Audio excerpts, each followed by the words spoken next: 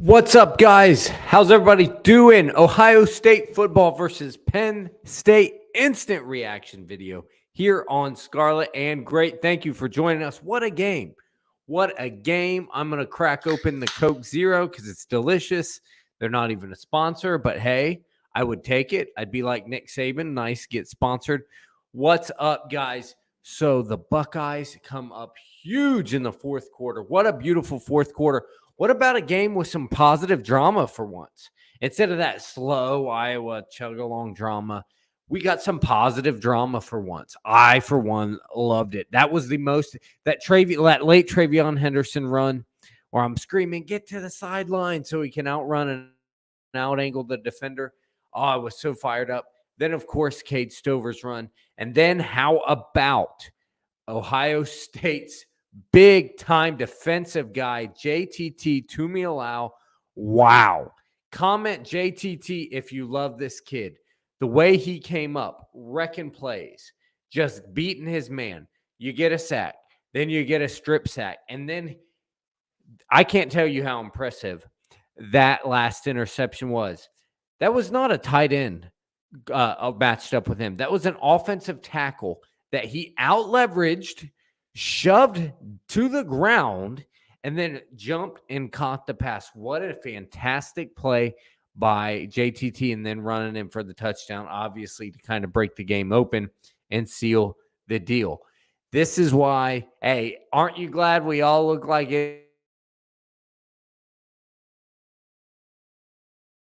idiots as everyone that showed up at the airport, right? Showed up at the airport with Hawaiian garb on and recruiting this kid. Saying, hey, guys, how you guys doing?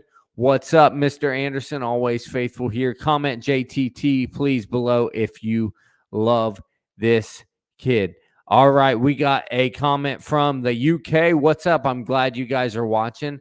Please subscribe to this channel and make sure that your notifications are turned on. It helps grow this channel a lot. All right. What do you guys first? I'm going to get into past JTT because he was absolutely fantastic. I mean, absolutely out of this world. I just think this train is rolling now. That was the positive adversity that we needed. Hold on. I got a text here. Sorry to bring my phone into it, but I wanted to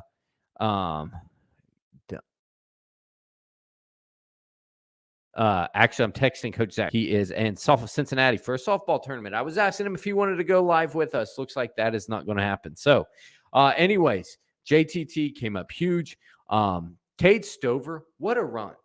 Cade Stover, I just can't love this kid enough. Me, a guy from rural Southern Ohio. Do we got any Southern Ohio people in here? In the live chat or in the comment section if you're watching this afterwards. Let me hear from the rural Ohioans. Yeah, maybe you got rural everywhere. Any Southern Ohio, not any Highland County, my home county, any Adams, Pike County, Scioto County. What about even Brown or Claremont? Any of you guys down there that love guys like Cade Stover? How huge is he coming up, especially with the absence of JSN? That touchdown was huge. What about Marvin Harrison Jr.? I'll take a sip of Coke Zero to that guy. Whenever we needed a big play, Marvin Harrison Jr. absolutely came up huge. I was of the full belief that Emeka Egbuka was the offensive MVP of this team. Comment, please. Let me know who you think the offensive MVP was. And please like this video if you think Ohio State goes 11-0 before we play that team up north. Emeka struggled. Obviously, people weren't blocking great for him in the bubble screens. But that little in route, and then that slant that when they would give Marv 11 yards of cushion, toast. You've seen it every time. Top of your screen, I'm sure all you guys were calling it. 3rd and 4th down, they're going to Marv. They're going to Marv. And the angles he cut on his routes, they just couldn't stop him. Great hands. And Marv might have jumped Emeka. Now, I know everything's one game at a time. The next game, we might be back to the usual. Marv has 70 yards and Emeka has 85. But Marv really jumped ahead to me as a guy that was just, wow, he is going to put the team on his back. CJ was pretty good. This is what you get with CJ. There's those what the heck bonehead moments. There's that you don't seem competitive moments, but he knows how good of a passer he is. So he's constantly going to take those shots. That last play to Emeka Egbuka, not a lot of quarterbacks are throwing that in that situation, I don't think. That's a really tough throw and catch. For CJ, that's just Tuesday. You know what I mean? That's the good part about having this guy. He's just lobbing these bombs all over the field. Sometimes he misses. Sometimes he misses to play clock in a crucial situation. Sometimes he has that dopey, pouty look on his face and doesn't scramble, doesn't run. He scrambled a few times. Not beautifully. He still seems slow to take off. But, man, I didn't think he was ever going to grow up, and he's probably never going to be Mr. Alpha Dog. I think he took a step forward today. Let me know. Comment if you think CJ stepped forward. So I'll even make a banner for that. Sorry, I'm doing the production and the my team is worthless, by the way. My partners on the day that we actually have a football game, I'm alone. How's that work? Actually, Shane Larson's doing some stuff on YouTube. So we'll compare this game to TT and UN later and their matchup versus Penn State. But let me know. Let me know what you think about this game. I'm interested in your thoughts. If there's anything that you guys want to talk about, Pickaway County in the house. Love that the Buckeyes passing attack. You never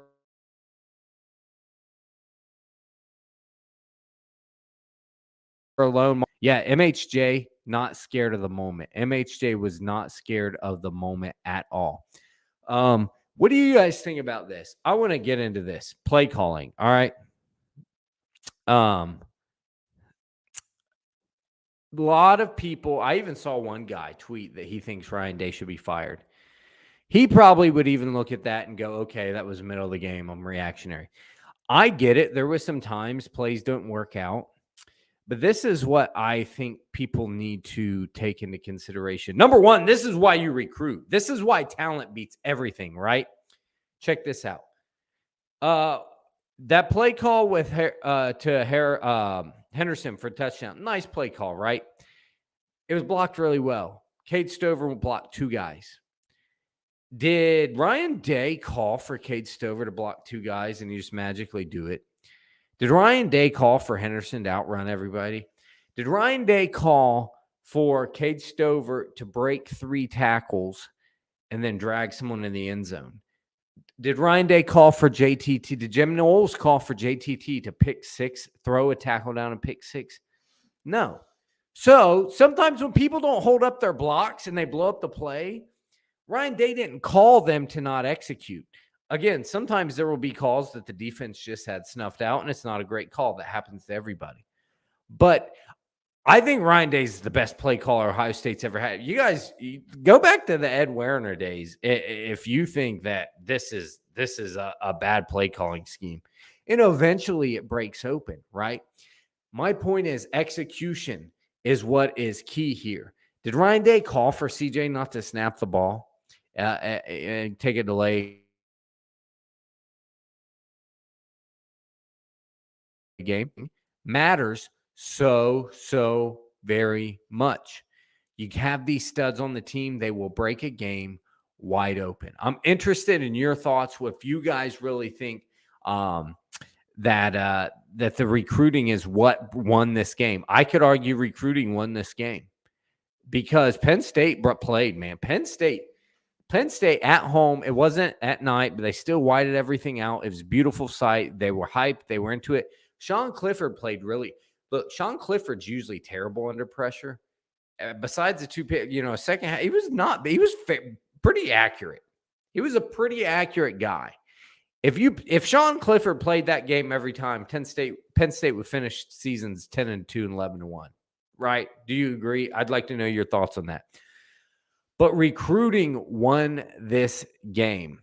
Let's go with Mr. Shane Larson. Screen pass, at least two of them. Corners were playing 10 yards off the line. Right. That's This right here, screen pass at time was the right call. Terrible execution. Did Ryan Day say, "Hey, Julian, I'd like you to miss your block"? So, whatever. I hope Emeka gets gets blown up in the backfield. You know what I mean? I'm calm. I'm wondering, guys, who do you think Ohio State's MVP is so far? I'd like to hear that from you. Who's the MVP of this season? There was a moment where you're like, "Oh, Travion Henderson took this game over," and then there was a moment where you're like, "Hey, Cade Stover took this game over," and then there's a moment where you're like. Okay, JTT took the game over. I was asking my wife, do I have it? I used to live in Hawaii. I lived in Hawaii 3-4 years. And I was really wanting to get some like my Hawaiian stuff back at like a shirt or something for this broadcast. Don't have it. But anyways, I'm interested in your guys' thoughts. Who do you think the MVP is so far? Please, guys, while you're here and while you help us out with these reactions, make sure we get 5,000 subscribers so we can do a giveaway. We're going to give away a hoodie and a mug. It's going to be some pretty cool stuff. So I appreciate you guys on that. How about, I think the story of this season is also Jim Knowles. Jim Knowles absolutely took this game over. He took this team over. This team went from and again, I get it. There's a few moments. One was a late garbage touchdown, but only allowing 2 touchdowns all game, really. They did allow the third drive where they converted like fourth downs. You had some tough. It was pretty rough. But I'm here really to say that I think Jim Knowles has took this defense from absolutely helpless to a really good one. I don't love the way Jack Sawyer's used. He doesn't seem super effective, but he at least takes up a blocker. You know, JTT is killing it. I think Zach Harrison is doing great. The interior guys, Tyleik Williams. If Tyleik Williams and Mike Hall can play at the same time all the time and get it right, look out, because this is a defensive line not to be trifled with. Tommy Eichenberg missed some tackles today. He does seem to just dive at the ball carrier in the backfield and miss sometimes instead of slowing down and making the sure tackle. But, man, he is good. I still love him. I love Cade Stover. These guys really wreaking havoc. JTT, I'm going to say right now, player of the game, right? Can anybody argue with that? Somebody try and make me a case in the comments that he's not player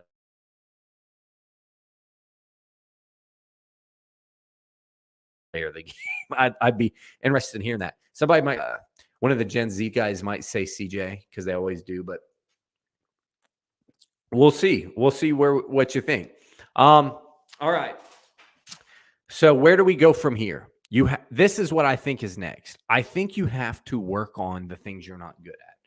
You have Northwestern coming up. Then I think you have a game against Indiana. You have some lesser opponents maybe to work out some wrinkles, right? So I think that perhaps what you do is you kind of work on the run game, right? You pound the rock the next 2 games. Run the ball between the tackles the next 2 games.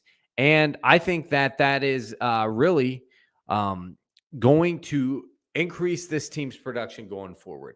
If you can work on the interior line seems to be the weakness of this team.